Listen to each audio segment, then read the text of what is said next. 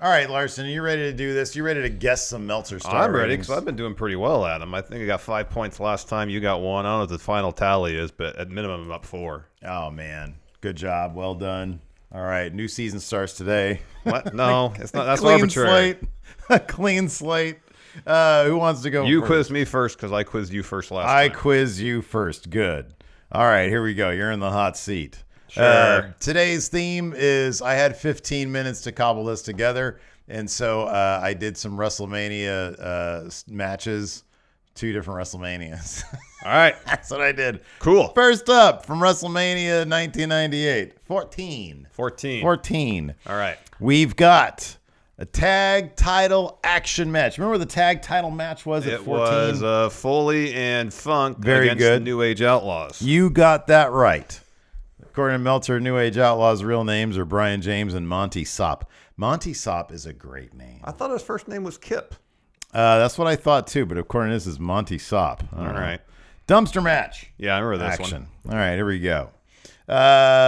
Funk wrestled as Terry Funk instead of as Chainsaw Charlie with no reason being given. Not much wrestling, but it was a typical gimmicked brawling match with some creative spots. Jack did a somersault off the apron in the dumpster, although the spot was too slow in being set up. Funk was put in the dumpster first. James used a leg sweep with Jack, who cracked his head on the dumpster. Outlaws kept smashing the lid of the dumpster on both men. Gunn somehow suffered a bloody nose in the battle. Jack came out of the dumpster with the claw on both men. They used what appeared to be a broiler pan as a prop back and forth. Jack then pulled a ladder out from under the ring, eliciting a small but noticeable EC dub chant. This led to a spot where Jack and Billy Gunn were both standing on the top step of the ladder, and James knocked Funk into the ladder, and it tilted over, and both took a bump from the top of the ladder out of the ring and into the dumpster. After they got out, Gunn powerbombed Funk into the dumpster. They wound up brawling backstage with Jack hitting both men with hard chair shots and put them on a forklift. Funk got behind the wheel and deposited both of them in a dumpster backstage for the title win. Not a lot of description there. I'm sorry, mostly description, not a lot of editorializing. What was the star rating that David John Meltzer gave this match? 3 1/4. Oh my God. Right on? Good job. Yeah. It's going to be one of those days. Yeah, it is. All right, next up from the same card, Undertaker versus Kane. Dead man walking. The WrestleMania 20 match he didn't really care for, I don't think. All right, well, let's see what he thinks about this one. What is this? Rose came out heavily booed. Pete Rose. Oh, yeah, that's right. Pete Rose. Pete Rose came out heavily booed and turned himself into even more of a heel in the building with his baseball diatribe. Bring up bad memories of Red Sox past, such as saying he left some free tickets for Bill Buckner, but he couldn't bend over to pick them up. Kane tombstoned him to a huge pop, and Rose was stretchered out. What a terrible way to start like a really dramatic blow-off match. I know. Undertaker came out with an awesome ring entrance with druids, local indie wrestlers such as Tony Rumble, with hoods trying to hide who they were, carrying torches. The match told a story, but was pretty dull since Kane isn't at the level of being out there that long. Mainly, Kane delivered punishment to Undertaker, excuse me, who sold most of the way. Kane sold very little of Undertaker's offense since they're trying to keep him as a monster, and he was doing the job. Match during the body didn't have much heat. Then he put him in a lengthy chin lock, as if you can make sense out of that. So I did take out some of the superfluous descriptions. Totally. This is not Meltzer just sort of, being all over the place. It's sort of me. Let's see here. Undertaker missed an incredible running tope over the top, crashing through the Spanish language broadcast table. Speaking of who was sitting at the table, returning to no fanfare for this show was Hugo Savinovich, who, as you can guess, was declared not guilty on charges of raising children in a drug and cockroach-infested apartment. What is that story? What was that? David, stay on task, sir. Wow. Continuing on with the match, please. Undertaker used a choke slam and a tombstone, but Kane kicked out. After a leg drop and a second tombstone, Kane kicked out again. After a clothesline off the top, Undertaker hit a third tombstone, but Kane kicked out a second after the 3 count, which left the finish flat. And here's some editorializing. There's nothing that flattens a finish pop more than the loser kicking out just after the 3rd count, although they wanted to make it as though the match was over, but Kane didn't lose.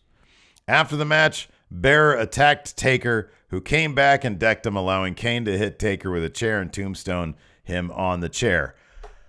What did David John Peter Meltzer give this? Didn't seem to be terribly fond of this one. Seemed to be more interested in the personal life of Hugo Savinovich. So apparently, and his children. I'm going to say he gave it 1.5 stars. Oh my God, dude. What the fuck? Really? 2 points again? Were you like looking at me when No, I was? Were no, you I cheating? can't. My Was this on a eyesight's no shared good. document? No, my eyesight's not that good. I couldn't see what was going on over there in your computer. All right, man. You got 4 points on the board. Oh my God. I'm gonna die today. All right, here This we might go. be the series finale of this show. Yeah, it probably is, man. I'm not taking score of this shit anymore. All right. Main event match for WrestleMania 14. Yeah. Stone Cold Steve Austin versus the Heartbreak Kid Shawn Michaels with your beady little ass. Steve Austin, Steve Williams pinned Shawn Michaels, Michael Hickenbottom. There was this stretch in like the late 90s that you included the wrestlers' shoot names. Real names, yeah. Yeah.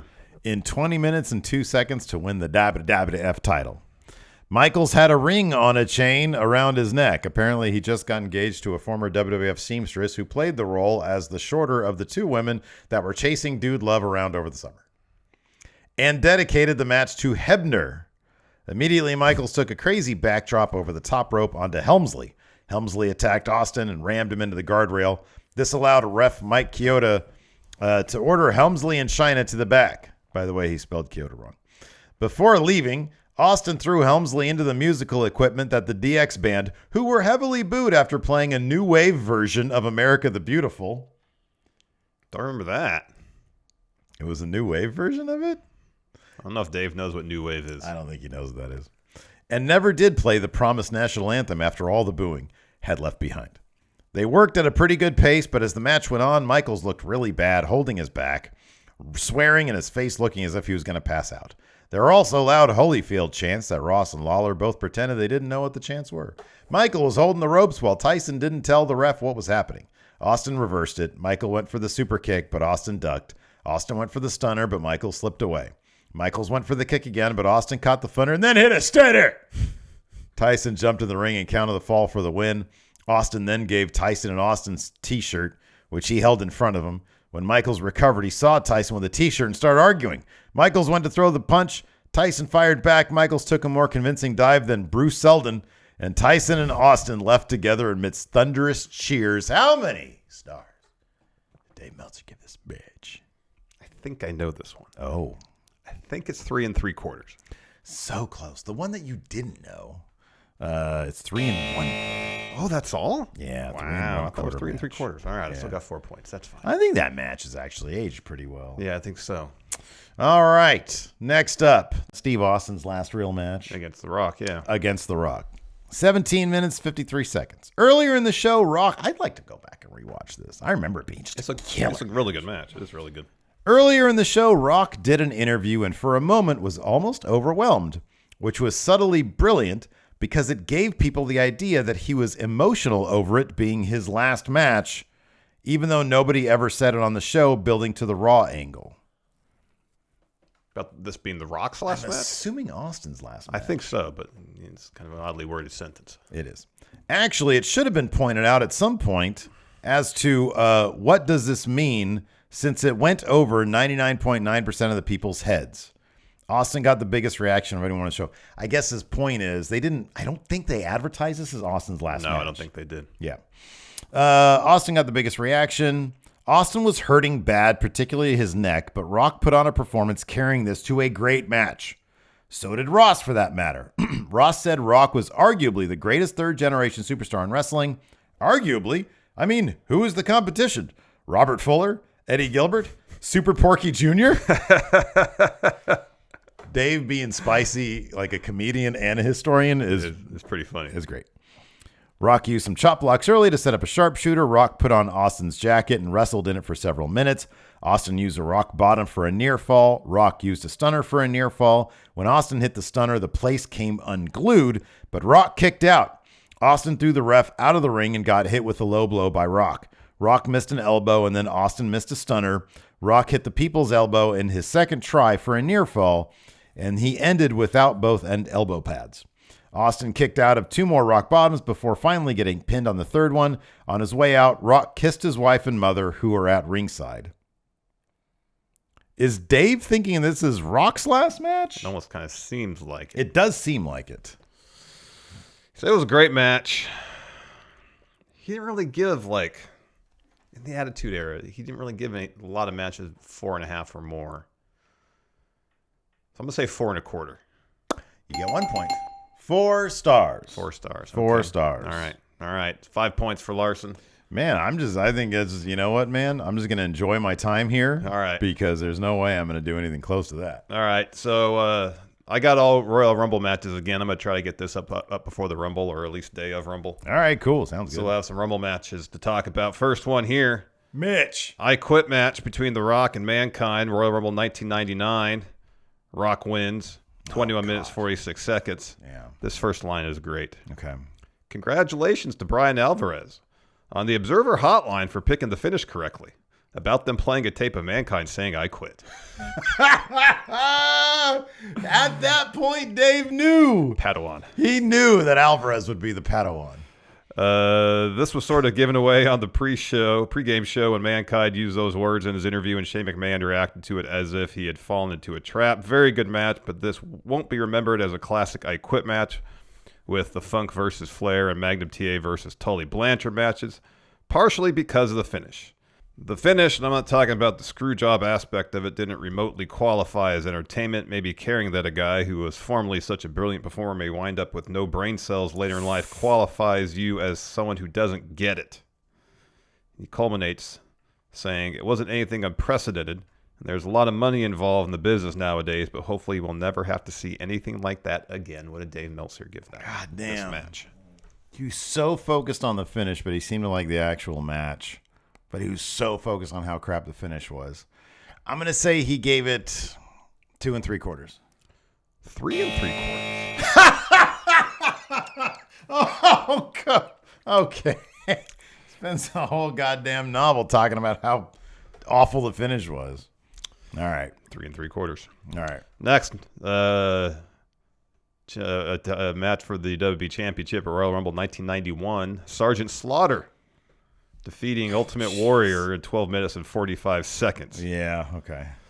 This is what Dave had to say. Yippee, Warrior comes out wearing red, white, and blue. Thankfully, WWF doesn't condone Sgt. Slaughter, so he didn't bring General Adnan out with him, and they didn't wave the Iraqi flag to infuriate an already riled mob, or did they? Okay. But the first 2 minutes were great, with Sarge trying to relive 1981, taking one great bump after another. Well, at this point, poor Sarge was blown up, and Warrior, who basically stood still the whole time Sarge was taking those awesome bumps, wasn't in any better shape. Well, out comes Sherry to save the day. Sherry trips Warrior, who jumps out of the ring and chases her down the aisle. Randy Savage is hiding behind some TV equipment and jumps out and gives Warrior a clothesline and hits him with a TV light stand. Slaughter kept breaking up the count while Warrior laid and crawled around for 3 minutes to get back in the ring. After 2 minutes of not so hot action, when Warrior has to do the selling and Sarge has to rely on his generally weak-looking offense, it's not good. They went to a 2-minute bear hug. Anyway, behind the ref's back, Savage hit Warrior with his scepter, which splattered everywhere, and Slaughter pinned him to win the title. As a wrestling match, there is nothing to this after the first 2 minutes, but give the WWF credit enough to know these guys only could do 2 minutes without outside help.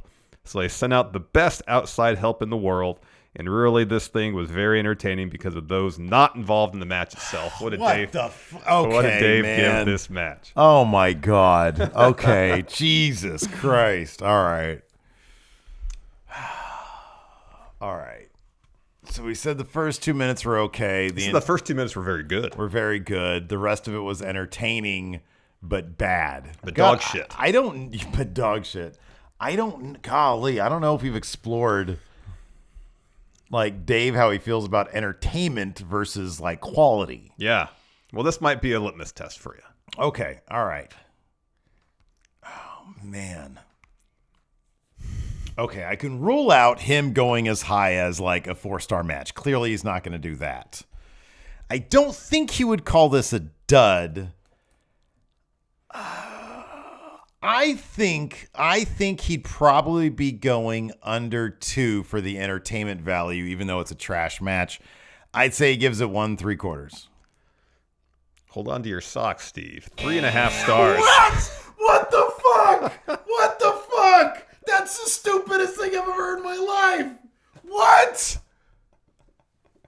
What? Oh, I love this show. This is the best show we do. This is horrible. All right, Steve, you got 3 more to get some points. Oh, my God. And I swear I'm not purposely taking matches that have, like, conflicting viewpoints in the match. I don't know how you could. I mean, I accuse you of that, but I don't know how you could. I know. You can probably look at any pay-per-view review from Dave, and you can find 3 matches where he 3.5 stars? I guess he puts a high priority on It entertainment. sounded like he was having fun back then. He was having more fun back then than he has now. He doesn't have fun now.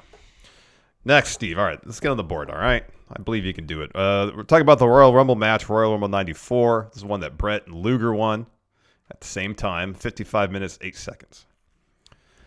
The time of the entries, that's what Dave had to say. The time of the entries was said to be cut from 2 minutes down to a minute and a half, although many were in the 1:40 range because they ran long underneath. For all the praise WWF gets for out of the ring production, which usually is deserved, and criticism WCW gets, ditto. At least 9 times out of 10, WCW doesn't screw up the timing underneath and have to redo main event steps because of it, while WF either has to rush matches, slice and dice time, and even eliminate matches. After all these years, you'd think they'd be able to correct the problem since it comes across on 3 out of 5 pay-per-view shows. What? Andy Rooney here? What's going on here? I know. Luger and Hart had just 24 seconds before they took a flying bump out together. Luger was first announced the winner, then Hart was. Then was announced it was a tie because this is booked so much more carefully and is conceptually better because it's less unwieldy. Much of this match was better than the Battle Royal at Battle Bowl because of the great finish and more good workers at the end. The Battle Bowl Battle Royal was a far better Battle Royal. Oh, wow. Golly. Okay. I know, not much to work with. Not a lot to work with. It's entertaining seeing Dave criticize. It was better, but it wasn't. WWF. Yeah. For their timing issues. I'll say he gave it 3 1/4. Right down the middle, 2.5 stars. 2.5 stars. Okay. Yep. All right. 2 more matches, Steve. All right. Here's one. Shawn Michaels against Sid at the Rumble 97. Shawn Michaels recaptures the WWE Championship after pinning Sid 13 minutes, 49 seconds. Okay. The gimmick of Michaels and Jose Lothario coming out in their hometown worked to perfection as he was the total face and Sid the total heel. Shawn did a few nice bumps to carry things, but really the match was carried by the crowd heat as Sid looked really bad, and the match was mainly long rest holds that they were able to get away with because of the crowd heat. They got back in the ring, but there was a ref bump, so no count when Sid chokeslammed Michaels. A second ref came out, but Michaels kicked out of the pin. Sid knocked out the second ref. He went back after Jose Lothario, but Michaels got a TV camera to hit Sid twice with it, but Sid kicked out of the pin for a great near-fall tease. However, after a super kick, Michaels got the pin. Post-match celebration for Michaels' second title win beat the pants off the celebration for his first win and most world title change wins, which says a lot more for the venue than the quality of the respective matches. What did Dave Meltzer give this match? Okay. I think if I remember correctly, like, Michaels brings everybody to decent ratings. I'm going to say it was 3 3/4. A little high. Oh, really? What was it? Quite a bit high. 2 stars. Oh, my God. No points for Steve. Well, what are you going to do? Dave threw me for a loop this week on a couple of matches, so I'm going to have to do better to find matches that can try to stump you a little bit more, some more out of the ballpark ones. There we go. But anyways, I don't know. I don't care. That was fucking fun. I don't care. Dave Meltzer is a fucking madman, dude. He's a madman. Anyways, that's going to do it for the show, everybody. We'll see you guys around. Goodbye.